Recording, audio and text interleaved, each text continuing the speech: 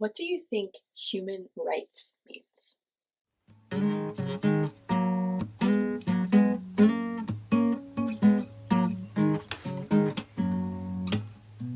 When I have a worry-filled mind, I like to wander outside. No telling what we might find. Birds calling, worms crawling, leaves falling down from above. Oh, I plant my feet on the ground. I keep my head in the clouds. I let my feelings out loud. I hear joy calling, fear crawling, tears falling down out of love.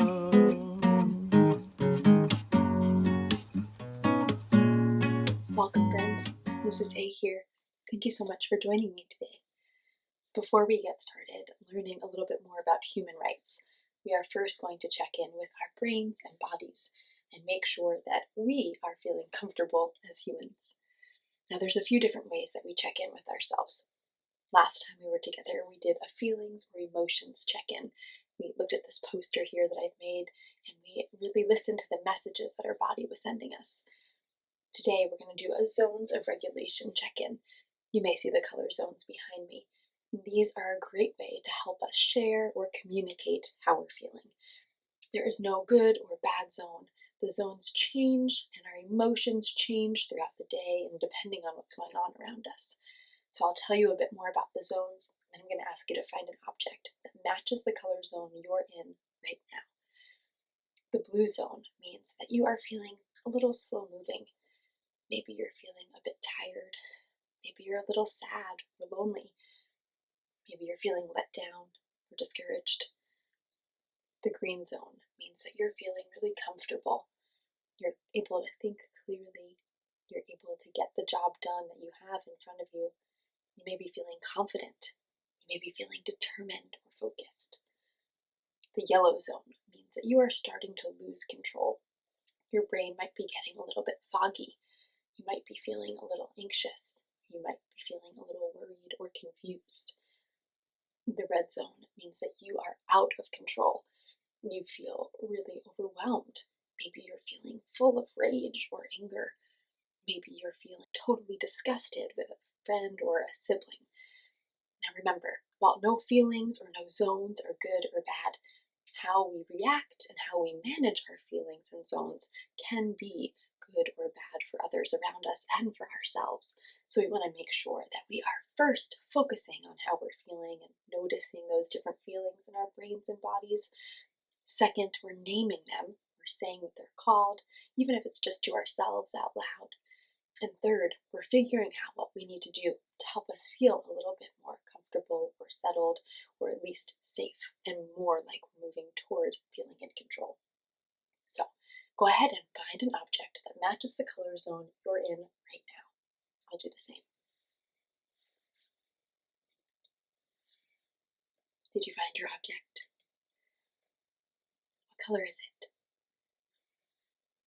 Thanks for sharing. I'm feeling pretty focused and clear-headed, comfortable in my body, so I'm in the green zone right now. As a reminder, there are so many different ways we can practice moving from zone to zone, and we always practice a mindfulness activity at the end of each episode, and we always practice moving our bodies right now. So let's check in with Fig and see what they suggest we do. Go ahead and make some observations. Look carefully at how their body is shaped and what muscles they're using. We're going to be doing Fig's move in just a moment. But first, we have 12 other moves to do. Let's start with 12 overhead stretches. You can do these sitting or standing. They're a great way to stretch your arm muscles.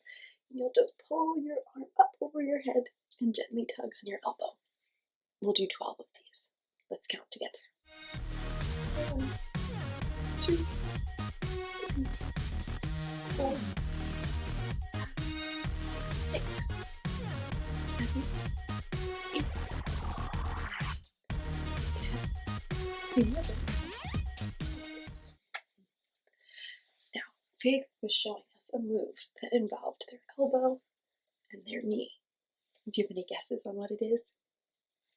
Elbow and knee taps, yes. You may notice I'm using my right elbow to tap my left knee, and then I'm switching. You can do the same sitting or standing. We have to do one less than 12. What number comes before 12? 11. Let's count 11 elbow to knee taps. 1, 2, 3, 4, 5, 6, 7, 8, 9, 10, 11. Amazing. Last but not least, I thought we could stick with this cross-body movement and do some opposite toe touches. I'm going to stand up for this activity because that feels best for me, but you could do it however you'd like it. I'm going to take my right hand and touch down to my left toe, and then I'll switch. We have to do one less than 11. 11, take away 1, 10. Let's do it. 1, 2, 3, 4, 5, 6, 7, 8, 9, 10. Fabulous, friends. Thanks for moving your body. As I mentioned, moving our body or exercising is a great way to help us move toward that green zone if ever we feel like we're losing control or out of control in the red zone. So give them a try if you feel like you're stuck in any of those zones another time. Another great thing is taking some cool down breaths. We always do that after we exercise. And the wonderful thing about taking some deep breaths is that you can do it anytime, anywhere. Let's listen for a bell and breathe in big. Fill up our belly balloons when we hear it.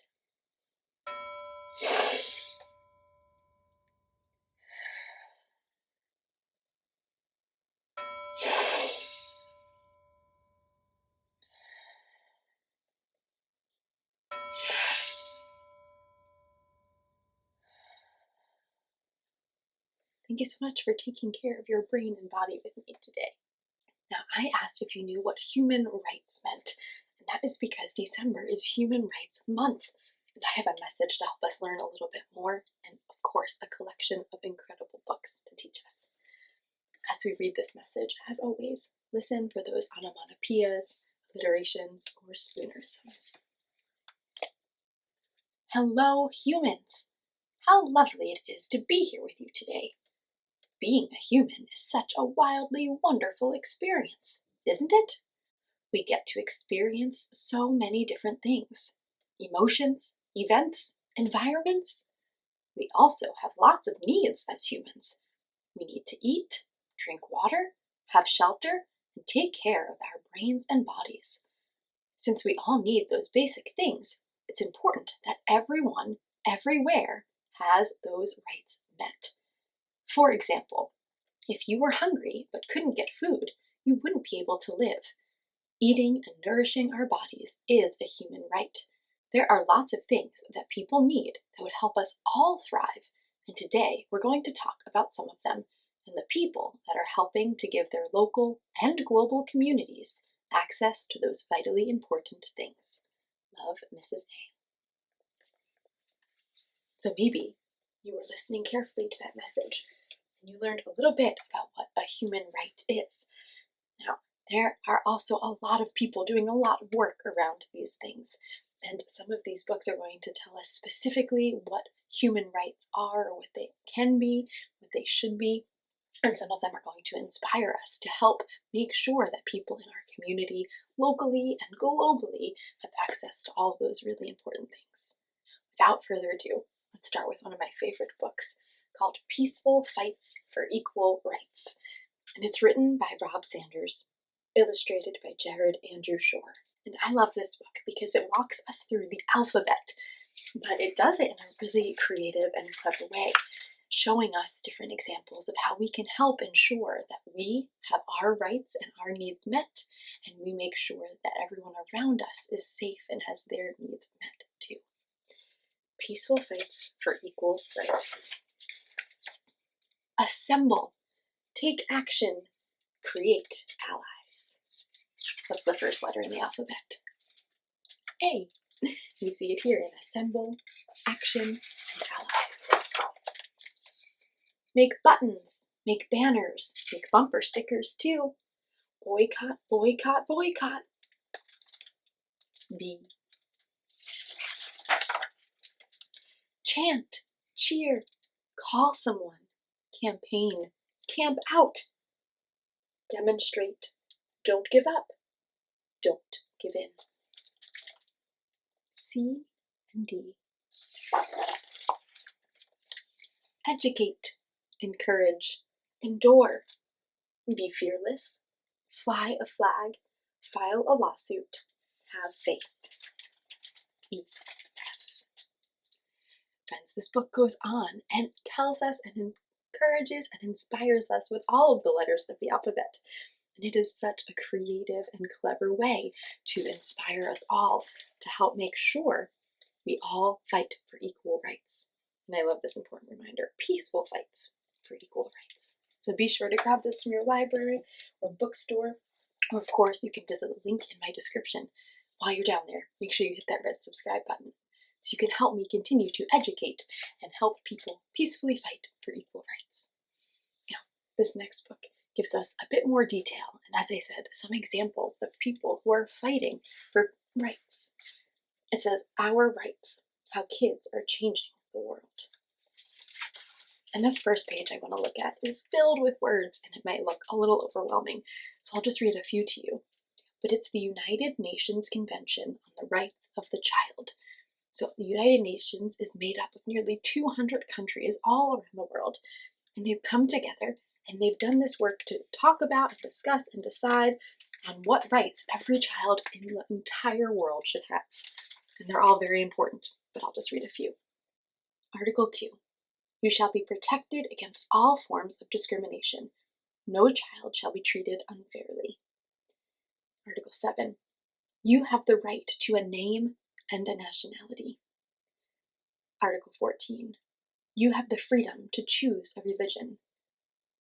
Article 26 and 27. You have the right to Social Security and adequate living conditions. Article 28 and 29. You have the right to a good primary education that develops respectful values and prepares you for a responsible adult life. Now, as I mentioned, there are a lot of different articles here, a lot of different rules and things that should be protected for each child all around the globe. And you can see all of them listed in Article 42, or they give you a website to visit if you want to check them all out. We're going to hear about some incredible kids around the world who have been helping fight for equal rights. Anita Kushwaha, 15, from India. A quote from her says, Girls are free to fly like honeybees and make their lives as sweet as honey. Girls born in the lower caste societies in India are expected to spend their lives shepherding goats, marrying young, and having many children. But this was not for Anita Kushwaha. When she was 6, Anita wanted to go to school so desperately she persuaded her parents to allow her to attend. Anita earned money for school fees by teaching other children and running errands for beekeepers. At 15, she boldly refused to be married. She pretended to go on a hunger strike for 4 days until her parents gave in. Anita had a dream to become a beekeeper, but making honey was considered dangerous work, suitable for males only. Anita was not afraid of bees. She saved money for a year to buy a bee box with one queen bee. When the bee box began yielding honey, she bought a second one. Everyone called Anita crazy. They laughed when she was stung. But when her business started making her a profit, people stopped teasing her. Now they call her the queen bee. Within 4 years, Anita had more than 100 boxes. She bought a bike and enrolled in college. Her success inspired other families to take up beekeeping. Anita was named a UNICEF poster girl for helping to eliminate gender bias and becoming an inspiring role model for millions of girls in India. Now, every girl in Anita's village attends school. Here's another quote from Anita. It says, A dream doesn't become reality through magic. It takes sweat, determination, and hard work. Anita is such an inspiration. ensuring that girls get an education, and going off on her own to chase her dream of beekeeping. Here we'll hear about Emmanuel Bugal, who's 14, from the Philippines. A quote from him says, "If you want positive change, it must start within yourself. Love learning, and it will love you back and enable you to change your world." Emmanuel listened intently to the guest speaker at his grade 8 graduation. M, as he liked to be called, wanted an education, but he was ridiculed by other kids who quit school and joined gangs. After being bullied and beaten, M felt he had no choice but to become a gang member. The speaker had been tempted to quit school too, but instead he decided to fight the bullies by getting an education. He also talked about his shame of growing up poor in the slums and scavenging in the garbage piles. M lived in poverty too. He had been rising at 3 a.m. to wash trucks and find things in the dump to sell since he was 9. On weekends, he sold corn from a cart to earn money to be able to go to school. After the ceremony, M met the man, Harnan Manalase, who would change the course of his life. M was inspired to join his club, 8586, and later the Dynamic Teen Company, a group that works in the slums to provide poor children with food and basic medical care to keep them from joining gangs, taking drugs, or committing petty crimes. M used his pushcart to bring books and school supplies to teach kids basic education and founded Mind Your Rights to reduce the cycle of abuse and neglect of children by teaching parents, educators, and children their basic rights. M also created a coloring book, A Child's Rights, that has been used in schools. And M says, "Kids on the streets are victims. They need understanding more than money, love more than bread. Let's not waste our time judging them. Let's take the challenge to help them." And so M is doing some incredible things to make sure people are aware of their rights and helping them get the basic needs they have met. The last person we'll look at today is called Zach Bonner. He's 12 and from the United States of America. "I feel it's important for everyone to have the opportunity to just be a kid. Some kids love to skateboard or play baseball or play video games, but Zach Bonner loves to volunteer. When he was 6, Zach took his red wagon door to door to collect water for families that were left homeless by a hurricane.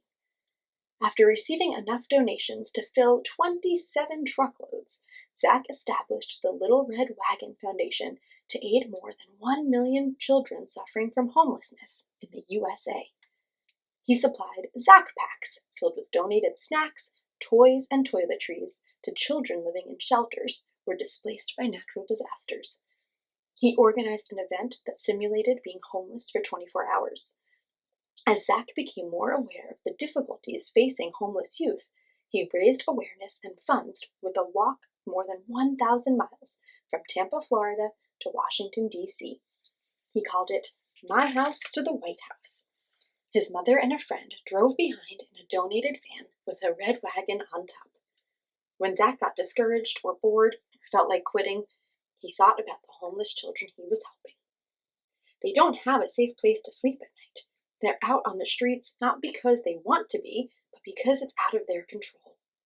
Since then, Zach has walked to the Pacific coast, 2,478 miles in total.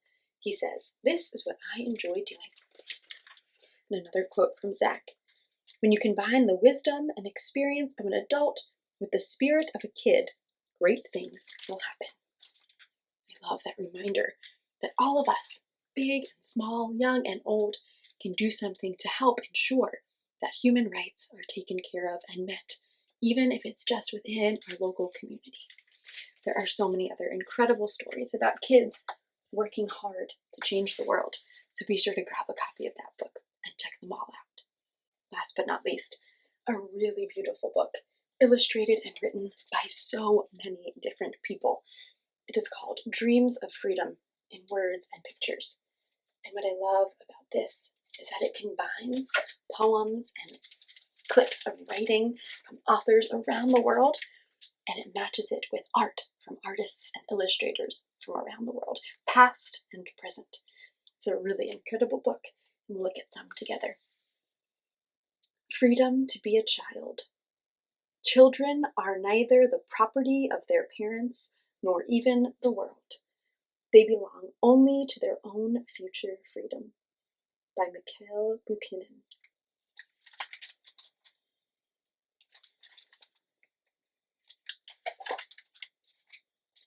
Freedom from fear. The only real prison is fear, and the only real freedom is freedom from fear. You should never let your fears prevent you from doing what you know is right. Aung San Suu Kyi.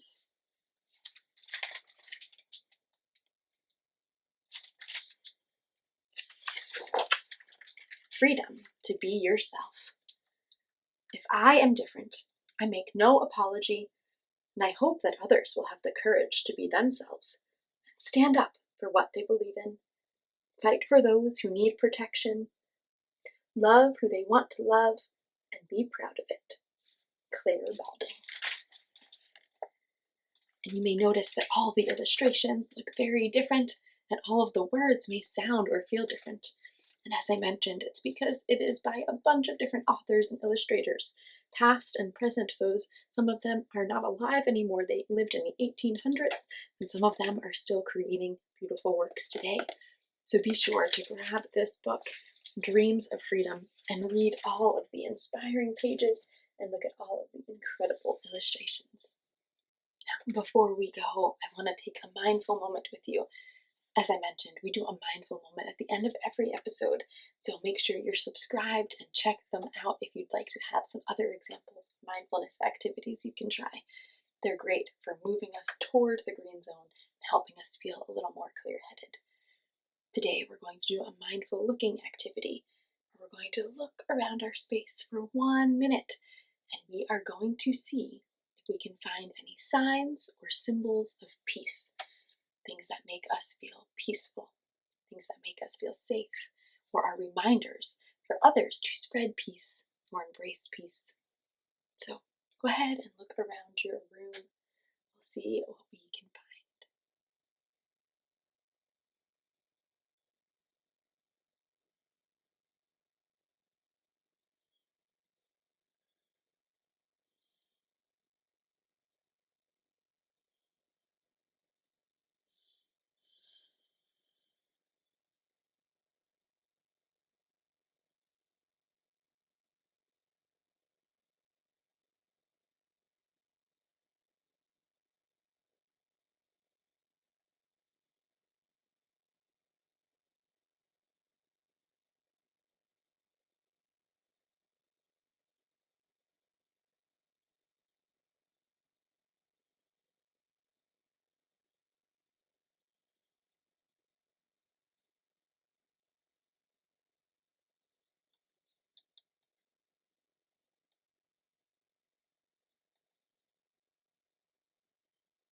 Did you find any symbols of peace? Say them out loud. Flags, plants, doves. Thanks so much for sharing. Thank you for practicing that mindful moment with me. Before you go, I wanted to tell you that I love you because you're you, not because of what you do. And I can't wait to see where